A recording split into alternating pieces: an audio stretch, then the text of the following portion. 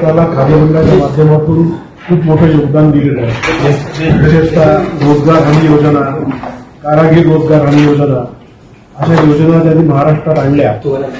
याच्याच आधारे आज आपण देशात मनरेगा योजना बनली. त्याच्या नावाबद्दल आज वादविवाद चालू आहे. आणि प्रधानमंत्री विश्वकर्मा कौशल्य योजना, जी कारागीर रोजगार हमी योजना मागे आणली, ती प्रधानमंत्री विश्वकर्मा कौशल्य योजना म्हणून पुढे येते. त्यामुळे अशा योजना आणि त्याचबरोबर प्रधानमंत्री रोजगार निर्मिती कार्यक्रम, मुख्यमंत्री रोजगार निर्मिती कार्यक्रम आणि आमची मदत केंद्र योजना अशा योजनांच्या माध्यमातून खादी मंडळ गेली अनेक वर्ष काम करते. मुख्यत्वे याचा उद्देश खादी विषयाचा प्रचार आणि प्रसार करणे आहे. पण ग्रामीण भागात रोजगार निर्मिती करणं जी महात्मा गांधींची संकल्पना होती, स्वावलंबी बनलं पाहिजे. तर ते स्वावलंबी बनायचं असेल तर ग्रामीण भागात रोजगार उत्पन्न झाले पाहिजे. आणि म्हणून या सगळ्या योजनांच्या माध्यमातून खादी मंडळ गेली अनेक वर्ष काम करते. आणि गेल्या 2 वर्षांपासून एक वेगळ्या प्रकारची योजना, जी नाविन्यपूर्ण योजना आहे, जी भारतात कुठच्याच राज्यात राबवली जात नाही, ती म्हणजे मधाचे गाव ही योजना. ही योजना प्रामुख्याने 2022 साली सुरू झाली. मांगर हे मधाचं पहिलं गाव बनलं. आणि त्याच्यानंतर त्यावेळेला उपमुख्यमंत्री आणि आजचे मुख्यमंत्री यांच्याकडे आम्ही तो प्रस्ताव मांडला होता की मांगर देशातलं पहिलं मधाचं गाव झालं.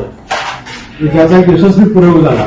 म्हणजे त्याच्याबद्दल माहिती द्यायची झाली तर एकेकाळी त्या गावात 60% मधमाशी पालनाचा व्यवसाय करत होते.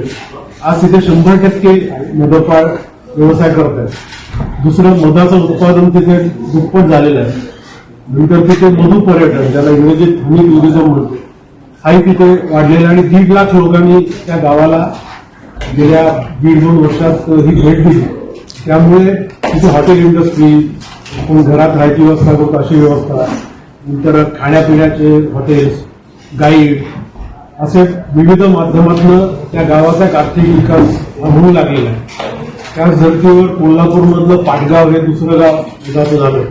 आणि मग हे प्रयोग लक्षात घेतल्यानंतर आम्ही आदरणीय देवेंद्रजींना सांगितलं की अशा प्रकारे आम्ही प्रत्येक जिल्ह्यात एक मोठंसं गाव करू इच्छितो. आणि त्यावेळेच्या अर्थसंकल्पात जेव्हा ते अर्थमंत्री होते तेव्हा त्यांनी 17 कोटी रुपये या योजनेसाठी मंजूर केले. आणि मग पुढे निवडणूक आल्या, त्यामुळे प्रत्यक्ष कार्यवाही व्हायला थोडा वेळ लागला. आणि आज त्याचा पहिला टप्पा हा आम्ही करतोय. आणि या पहिल्या टप्प्यात 5,10,00,000 रुपये शासनाने मंजूर केले. आणि त्याच्यात महाराष्ट्रातली 10 गावं आम्ही करायला घेतली. त्याची सूची दिलेली आहे, कोणती कोणती गावं आहेत. त्यातली विदर्भातली ही 2 गावं आहेत. एक वर्धा जिल्ह्यात शिंदीवीर हे गाव आहे आणि दुसरं अमरावती जिल्ह्यात चिखलदरामध्ये जे आमझरी गाव आहे. अशी 2 गावं विदर्भातली आहेत. बाकी मग मराठवाड्यातली आहेत, खानदेशातली आहेत. अशी मिळून 10 गावं आता आम्ही करायला घेतलेली आहेत.